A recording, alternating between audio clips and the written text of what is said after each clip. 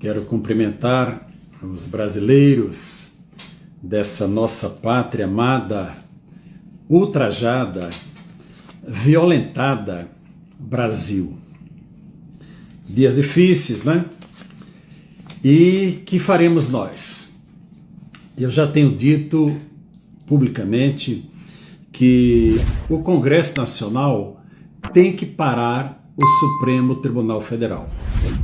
A cada dia, uma decisão que causa espécie na população é divulgada pela imprensa.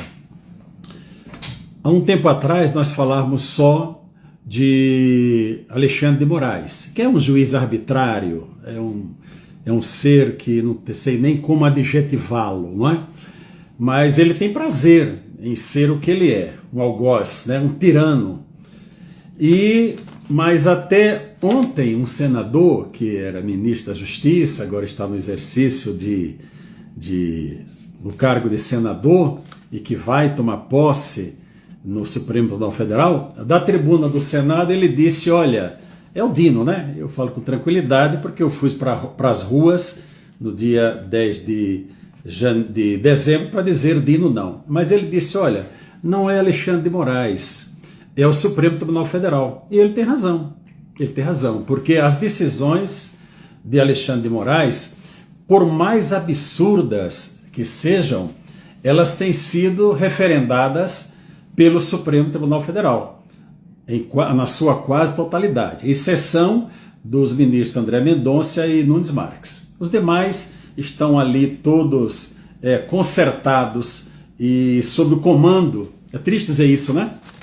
Que nós temos ministros da Suprema Corte do país sob o comando de um outro ministro, o ministro todo-poderoso Alexandre de Moraes. Pois bem, hoje nós nos deparamos com mais uma ação da Polícia Federal em vários endereços, né?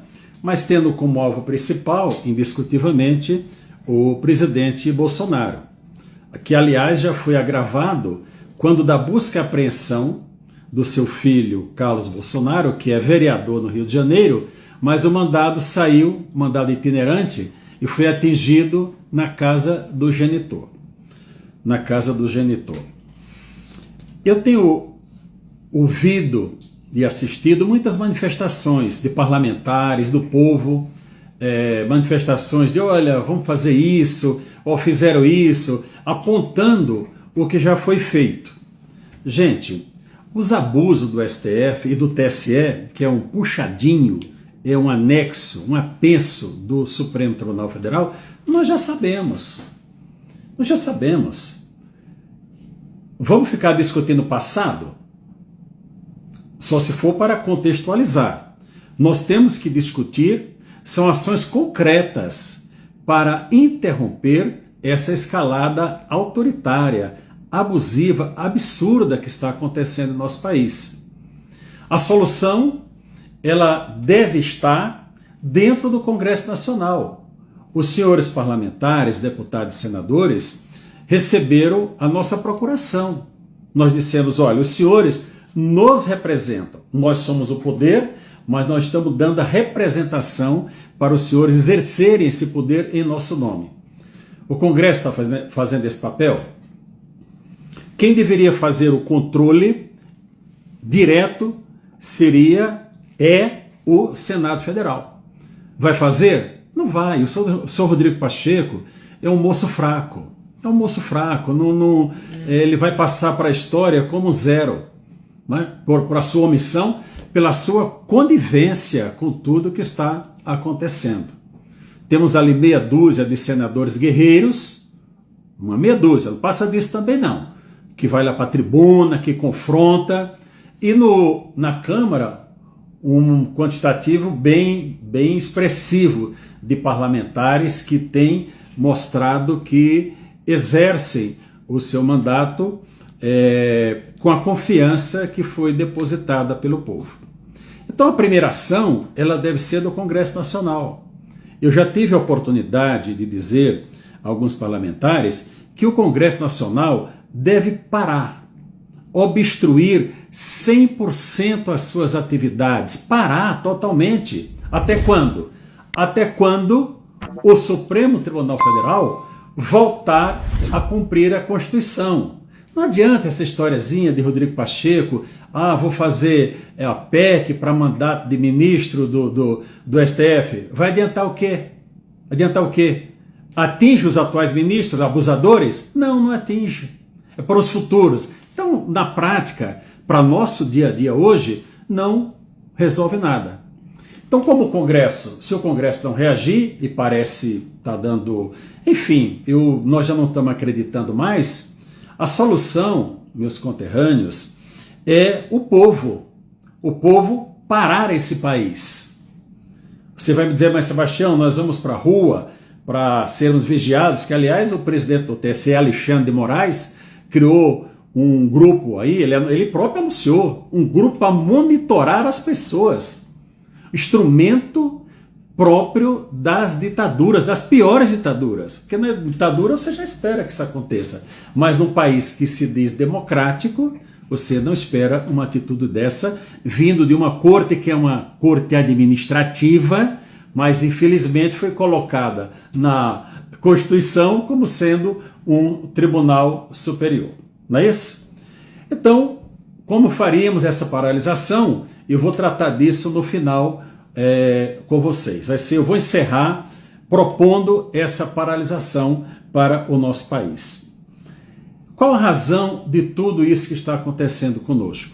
De termos 2.000 pessoas presas, processadas, que aliás 3 já morreram, 2 por ação ou omissão direta do senhor Alexandre de Moraes, e 2 com tornozeleiras eletrônicas que foram fazer serviços inapropriados para a sua atividade e se acidentaram e morreram. Isso é público, isso é público. A razão de tudo isso, amigos, está na falta de confiança nas pessoas que apuram os votos, que contam os votos. Nós vamos tratar daquela máquina, deixa aquela máquina para lá. O grande problema é a ausência da contagem pública de votos. Porque criou-se um mito de que, sem qualquer trocadilho com o nosso ex-presidente lá, mas criou-se um mito de que o voto é secreto. E o voto não é secreto. O exercício do direito ao voto, isso é secreto. Mas o voto não é secreto. Tanto ele não é secreto, que o seu resultado final é apurado e divulgado. Agora, a grande questão é que entre o exercício do direito do voto pelo eleitor e o seu resultado final, não há um conhecimento. O que sai de A, você não sabe o que chega em B. Então, eu estou me aprofundando no estudo dessa matéria e vou somar forças com o procurador Felipe Jimenez, do Mato Grosso do Sul, que é um estudioso sobre a matéria, para nós levarmos verdadeiramente o princípio da publicidade, que consta do artigo 37 da Constituição Federal, prevalecer, para que os votos da população sejam contados publicamente. Não é essa mentira de voto impresso, como o atual presidente do Supremo Tribunal Federal foi anunciar em uma palestra das muitas que eles fazem no exterior, mas por sorte tinha uma brasileira lá para dizer isso é mentira, na cara dele, isso é mentira, não é? Então, essa aqui é a raiz de todo o problema, a contagem pública de votos. Então, se o Congresso Nacional tivesse, além de paralisar para botar um freio nessa desordem, deveria começar como prioridade os projetos que já estão lá no Congresso. Um é o 943, sob a relatoria do deputado Medeiros, do Mato Grosso, não é? E o outro projeto, são 3 que estão lá, sobre os presos do 8 de janeiro, que é tudo uma decorrência, Eu vi na decisão de hoje que tem que chamar de juiz, né? Alexandre de Moraes, citou novamente os inquéritos 4781 e o 4874. O primeiro diz respeito a fake news e o segundo das milícias digitais. São um inquérito, o primeiro começou em março de 2019. vai chegar a 5 anos esse inquérito. E não para, não para. O 4874 foi prorrogado por mais 90 dias. Olha, precisa de mais umas diligências. Não acaba. E o Ministério Público fica calado. Tem as suas atribuições capturadas pelo Supremo Tribunal Federal e fica calado. Aliás, o Procurador-Geral da República disse que cabia ao Ministério Público, ele falou isso em 8 de janeiro, propôs castigos necessários ao Supremo Tribunal Federal. O Ministério Público, infelizmente, não está preocupado em propor prova para que as pessoas se defendam, que é propor os castigos, porque o Ministério Público já embarcou na narrativa do senhor Alexandre de Moraes, que já determinou na sua decisão que afastou o governador do Distrito Federal, quais seriam os artigos do Código Penal e citou até a lei de terrorismo. Pois bem, está se atribuindo ao presidente da República uma série de ações que ele teria, ao presidente Jair Bolsonaro, não é? Uma série de ações que ele teria cometido com seus auxiliares. Primeiro, eu vou tomar como reserva essas afirmações porque o senhor Alexandre de Moraes já por 2 vezes citou fatos inexistentes para proferir decisões. Citou no caso da apreensão do deputado Carlos Jordi e também na apreensão do deputado Ramagem. Então pode ter na sua decisão mais uma afirmação que não corresponda 100% com a realidade, mas a imprensa, uma grande parte da imprensa já tomou isso como verdadeiro. Eu, por exemplo, tomei como verdadeira a afirmação dele, porque ele afirmou que seria vítima do enforcamento. Por isso que nós, os advogados do 8 de janeiro, já entramos com o pedido de suspeição para que ele saia do processo. Mas ele se diz vítima até de um enforcamento e continua julgando essas pessoas. Pois bem, quando o presidente da República ele pode invocar o artigo 142 da Constituição e ele pode editar uma GLO. A GLO está prevista na Lei Complementar 97 de 99, com mais 2 alterações por 2 outras leis complementares, 117 e 136. E também no decreto 3.897 de 2001. Eu vou um pouco além porque hoje foi falado também em estado de sítio. O estado de sítio ele está previsto no artigo 137 da Constituição Federal.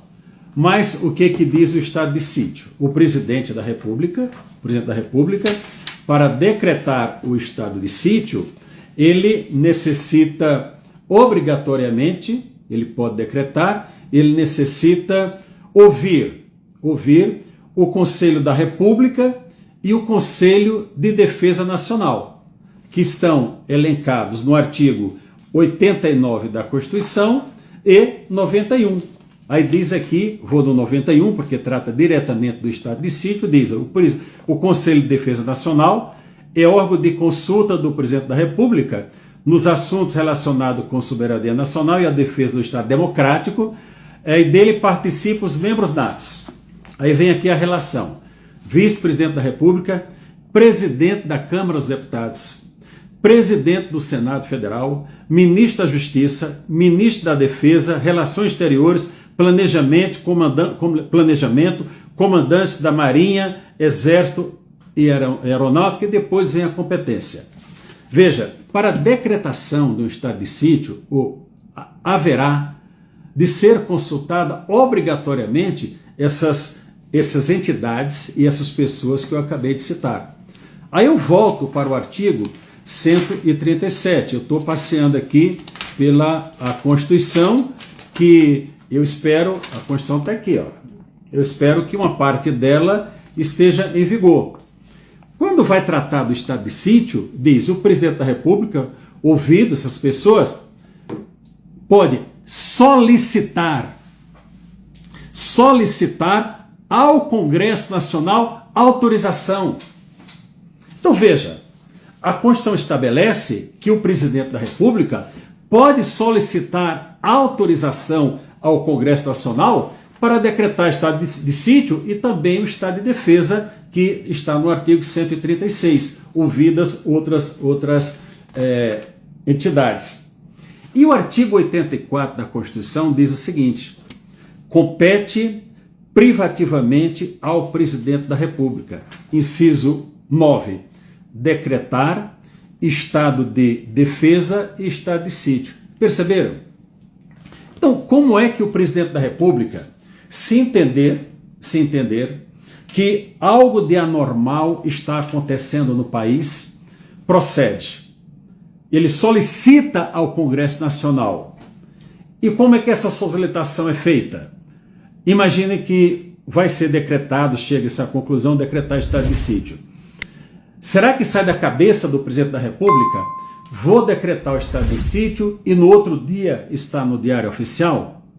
É assim que funciona? É claro que não, meus conterrâneos. Ele tem que consultar e conversar com seus auxiliares.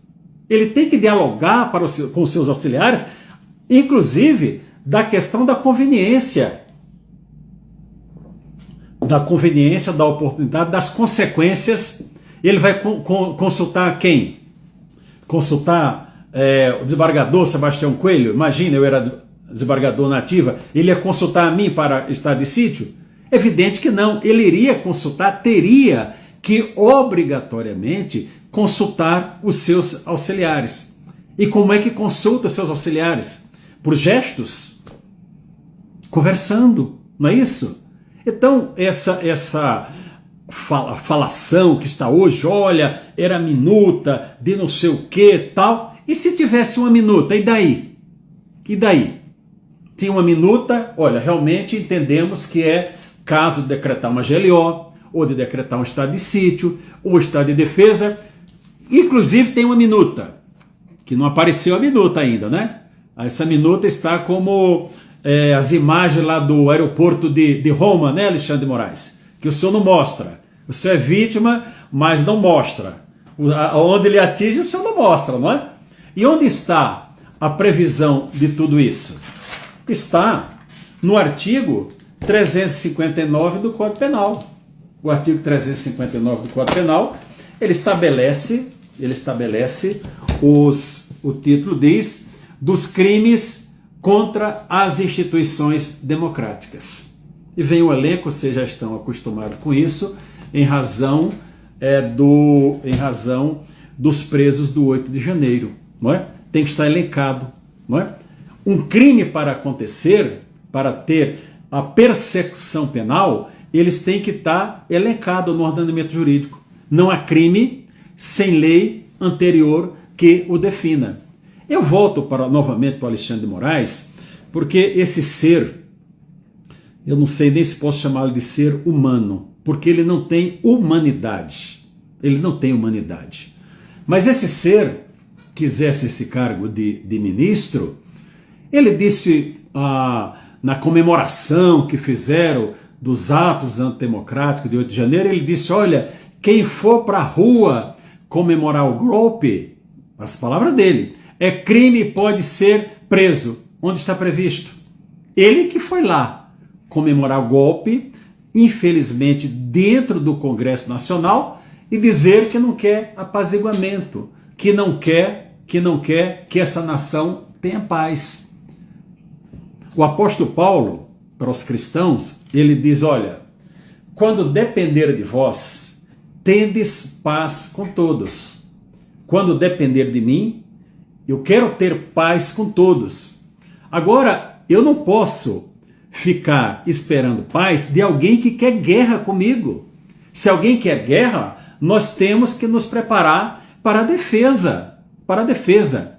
Eu disse já no dia 30 de novembro de 2022, numa audiência pública no Senado Federal, convocada pelo senador Girão, que é um grande senador que bem representa o povo do estado do Ceará, eu disse que se o presidente Bolsonaro, naquela oportunidade, convocasse, editasse uma GLO para fazer cessar os abusos praticados, alguns iriam dizer que era golpe. E eu disse não, seria um contragolpe. o contragolpe, porque o golpe ele está sendo dado por quem descumpre a Constituição regularmente, todos os dias. Essa Constituição é um detalhe para esses senhores, é apenas um detalhe. Eles fazem absolutamente tudo que eles querem. E olha que o Dino ainda não chegou lá, hein, gente? Foi perguntado ao Dino várias vezes lá no Senado, na sabatina, o senhor julgaria processo de Bolsonaro? Ele escorregou, ele sempre tem uma manobra bonita, uma fala bonita. É um comunista treinado, né? Comunista treinado, vocês sabem como é que funciona, né? O comunista treinado, ele chega numa reunião, fala tudo ao contrário e não se abala, ele fica passivo, toca o terror, descontrola todo. Então o Dino é um comunista treinado que foi orgulhosamente colocado no Supremo Tribunal Federal. E nós vamos ficar parados diante de tudo isso? Eu ia comentar no dia 15 de janeiro uma decisão sobre o agronegócio. Foi no dia que saiu a busca e apreensão do deputado Carlos Jordi. Mas os fatos atropelaram, mas eu vou tratar dessa matéria, porque a paz no campo ela já acabou. Vocês têm recebido os vídeos aí das invasões que estão acontecendo. Muito bem, eu vou voltar a um passado não muito distante. Eu fiz uma live despretensiosa no dia, salvo engano, 6 de julho do ano passado, e eu disse que o objetivo de tudo isso era chegar a um momento para a prisão do presidente Bolsonaro.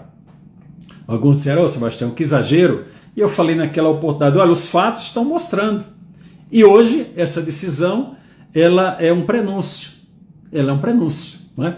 Já não pode entregar passaporte, não pode sair do país, proíbe o maior líder da oposição desse país, o maior líder popular da oposição desse país, de se comunicar com o presidente do maior partido da oposição ao qual ele é filiado. Então nós temos um líder político que não pode se comunicar com o presidente do seu partido. Vi agora há pouco, parece que um parlamentar aí do governo atual, do consórcio de governo do presidente Lula com o Supremo Tribunal Federal, já pediu até uma medida contra o próprio partido. Muito bem, meus amigos. Algumas curiosidades dessa decisão. Apreender todos os bens de pessoas que estiverem nos locais de busca. Foi um aprimoramento, porque na apreensão do Carlos Bolsonaro isso não estava dito, e até quiseram levar os celulares do senador, do deputado, e acabou que não levaram. Agora não. Agora já está previsto na própria decisão. Uma dessas pessoas que foi preso, eu vou dizer o nome, foi o Felipe. Um parente me ligou, me consultando, enfim, e me disse que o celular da namorada foi levado. Disse que o celular da mãe do rapaz, que eu não conheço, sei nem quem, tem a menor ideia quem seja, foi levado. Então são medidas atingindo pessoas que não têm qualquer relação com o fato. E mais, eu vi na decisão, vocês têm uma curiosidade, são 135 páginas, apreender qualquer valor acima de 10 mil reais. Então imagine o seguinte, você recebeu o seu salário, ou você recebeu uma indenização, está com o seu dinheiro no banco, não quero deixar no banco, está rendendo nada, vou levar para casa. Você faz um saque de 50 mil reais, leva para sua casa. A Polícia Federal chega e diz, olha, é acima de 10 mil, eu vou levar esse dinheiro.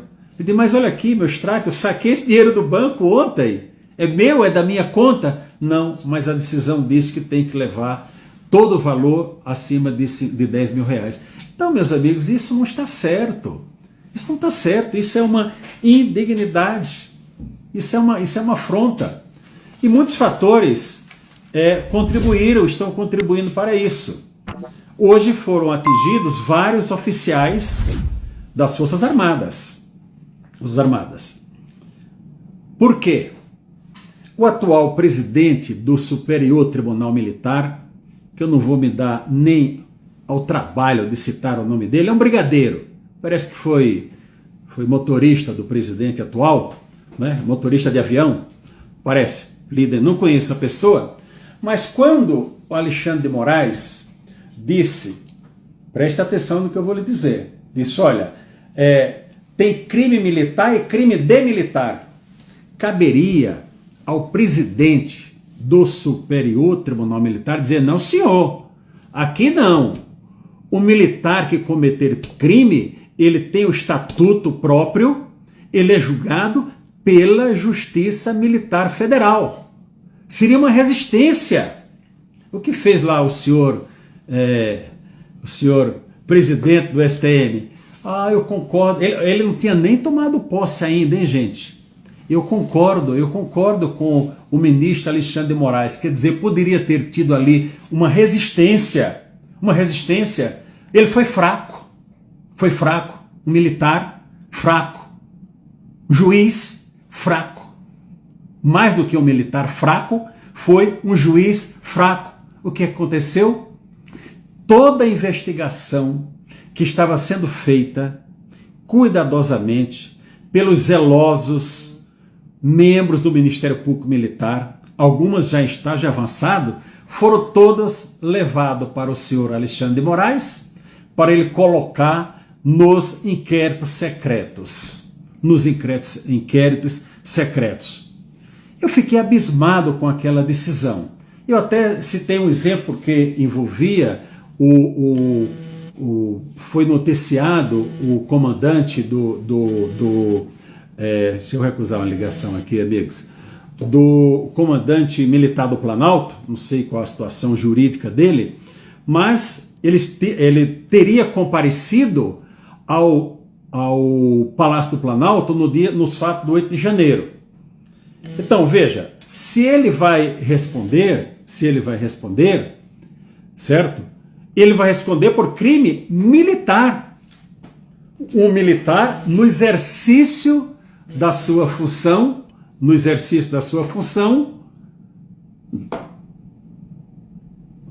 sendo julgado pela justiça comum.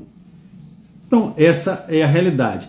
Sim, aí quando foi na posse do presidente do Superior Tribunal, eu entendi tudo, porque ele fez um discurso elogiando o presidente da República e as suas políticas públicas, né? Então eu fui entender tudo, que aquela fraqueza dele em não resistir para afirmar a competência da justiça militar, na verdade era já um alinhamento com o seu ex-superior hierárquico imediato. Pois bem, meus amigos, isso tudo está certo que está acontecendo no nosso país? Não.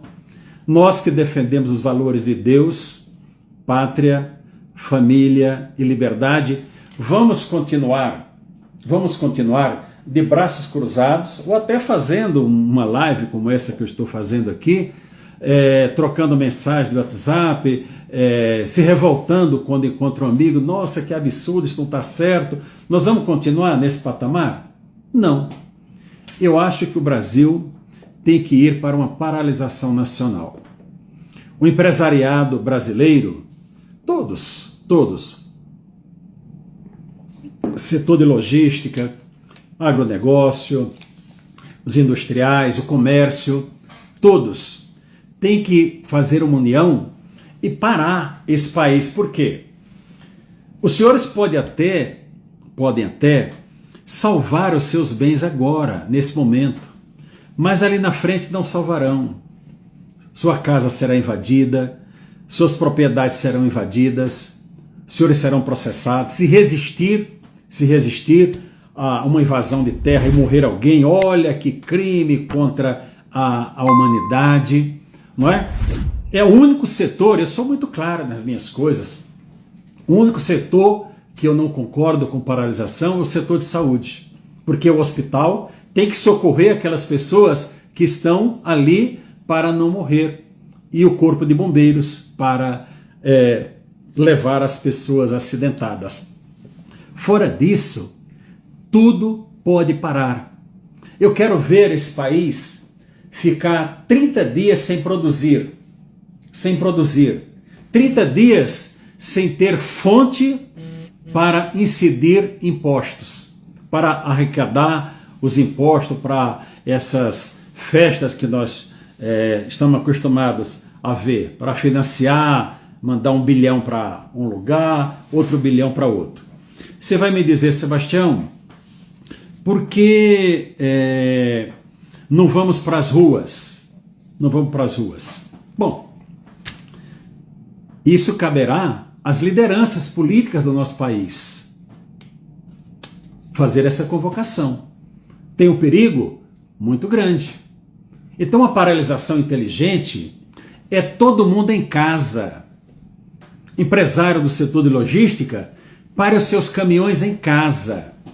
Caminhoneiros, pare os seus caminhões em casa. Ou então no posto de gasolina, nada de obstruir estrada, nada de obstruir ponte, nada disso. Em casa. Na Covid nós não ficamos presos em casa? Não foi? Não fomos obrigados? Prefeitos que prenderam moças que foram sentar na praça, uma senhora e sua filha que foi tomar banho na praia, lá no Rio de Janeiro, não foram presas? Não é? Porque tinham que ficar em casa? Então, brasileiros, vamos ficar 30 dias em casa. Vamos parar para ver se o Congresso Nacional acorda. Se os senhores parlamentares acordam. Esses discursos, eu falei para um senador essa semana, falei, senador, os senhores vão na tribuna, aí fica meia dúzia que fica confrontando o presidente do Senado, e tem pelo menos em torno de 30 senadores que realmente são da oposição. Eu queria ver se todos eles que fossem à tribuna, antes de falar, se é o senhor Rodrigo Pacheco, o senhor omisso, o senhor envergonha esse Congresso, envergonha esse Senado, o senhor responsável, que todos que fossem, antes de tratar do assunto, falassem isso. Mas chega lá, excelência, nobre presidente, você até chama ele de bonito, enfim, fica aquele salamaleque lá, aquela conversa, não é isso? Não é isso? Então, eu estou trazendo aqui uma proposta concreta. Vamos nos organizar e vamos paralisar esse país. Para quê, Sebastião? Para que o mundo veja. Quero ver ficar 15 dias sem embarcar produtos nos portos nacionais para exportar. Quero ver o que a China vai dizer se não receber nossos produtos do agronegócio. Para o mundo enxergar o que está acontecendo aqui no nosso país. Para o mundo enxergar. Enquanto nós dependermos da nossa imprensa local, eles não estão enxergando, imprensa brasileira. Os senhores não estão enxergando o que está acontecendo. Não estão enxergando. Veja, vai se voltar contra os senhores. Vem esse projeto que vão reagitar novamente para as mídias, vai atingir as empresas dos senhores. Isso é momentâneo. Esse lado que está sendo oprimido agora é um lado momentâneo. Isso vai se voltar contra os senhores ali na frente. A liberdade, ela não pode ser dar um jeitinho na liberdade, não é? Falando em liberdade, eu volto àquela decisão absurda do Tribunal Superior Eleitoral que disse, olha, é censura, mas nós vamos aceitar porque é só por alguns dias, e o Supremo Tribunal disse sim. Aquela foi uma decisão que feriu o Estado Democrático de Direito, porque é uma decisão que afrontou diretamente a Constituição. Caberia a prisão daqueles ministros. Tá certo? É fácil ouvir isso, senhores ministros? Não é. Mas é a verdade, os senhores têm que ouvir a verdade. Alexandre de Moraes vai levar esse país à desgraça. Vai levar esse país à desgraça. E nós todos assistindo aqui. Olha que bonitinho esse ministro. Eu disse lá no Senado Federal, vejam lá, 30 de novembro, está gravado. Mostrei os crimes de usurpação de função pública, certo? Abuso de autoridade. tortura, tudo elencado. Disse aos senhores ministros, no dia 13 de setembro do ano passado, cara a cara, que eles praticaram tortura ao retirar os salários dos oficiais da Polícia Militar do Distrito Federal. Rebateram? Não. Houve a necessidade de uma vaquinha eletrônica aqui em Brasília para o sustento daquelas famílias. Agora, no início do ano, do nada, ele repõe o salário. Veja, olha que bondoso, ele mandou que os militares recebessem o seu salário novamente. Então, gente, isso não está certo. Alexandre de Moraes, meus amigos, eu não gostaria de ficar falando o nome de pessoas aqui, mas tem que ser dito, tem que ser dito. Alexandre de Moraes, ele, por tudo que já fez, ele precisa perder esse cargo. É uma questão de justiça. Alexandre de Moraes tem que ser preso. Por quê? Por todos os crimes que ele já praticou, por tudo que ele tem feito. Olha, Alexandre de Moraes, o povo cristão não quer sua morte, não. Eu não quero sua morte, eu quero você com muita saúde. Para quê? Para que você pague por tudo que você já fez aqui nesta terra. Tem muito crente dizendo, olha, se não for feito nessa terra, haverá justiça divina. Sim, haverá. Mas até para fortalecer a fé das pessoas, é necessário que as pessoas vejam a justiça sendo cumprida, sendo feita. É isso, meus amigos. Eu acho que, não sei quanto tempo falei, porque esse assunto aqui eu não consigo ver as mensagens e retornar, eu não tenho, mas agradeço a todos vocês que participaram desse momento e aqueles que assistirão posteriormente. E quero dizer a vocês, trabalhadores do Brasil, que eu fui um ajudante geral. Eu fui ajudante geral em oficina mecânica, fui ajudante geral em pintura, auxiliar de pintura, e fui ajudante geral montando bicicletas, não é? Então eu fui ajudante geral e Deus me permitiu chegar a ser desembargador. Mas se o seu pai morrer como o meu, como ajudante geral, serviços gerais, tenha orgulho do seu pai, porque é um trabalhador. Tenha orgulho, não despreze seu pai. E mulher, você case sim com ajudante geral, porque você está casando com um homem digno, trabalhador. Não case com malandro que vive de vender droga, de dar golpe, ou malandros muito letrados, com doutorados, mestrados, mas que ficam com dinheiro público. Tá bom? Congresso Nacional, reaja. Gente, por favor, fique em casa. Já pensou? Restaurante sem comida? Restaurante sem comida? Não hostilize ninguém publicamente. Nós somos da paz. Nós somos da paz. Eu creio que nós vamos nos organizar para chegarmos ao momento ideal e vou entrar na luta pela contagem pública de votos. Vou trazer para vocês, juridicamente, os fundamentos para a contagem pública de votos e acabar com essa disputa irracional no nosso país. Deus abençoe vocês. Dizer a todos que foram hoje vítimas dessa arbitrariedade, que é só o começo, né? É só o começo, que foram vítimas dessa arbitrariedade, que a justiça será feita. Mas se o Congresso não reagir nesse momento, nós vamos esperar junho, julho, agosto, setembro, quando chegar o período da eleição, para essa gente pedir volta. Aí você vai perguntar o que ele fez em Brasília, para combater e invalidar essas arbitrariedades. Forte abraço a todos, paz a todos, Deus nos abençoe e força para resistir. A palavra é essa, união, vamos nos unir, resistir e com ações. União, resistência e ação. Abraço a todos, fiquem com Deus.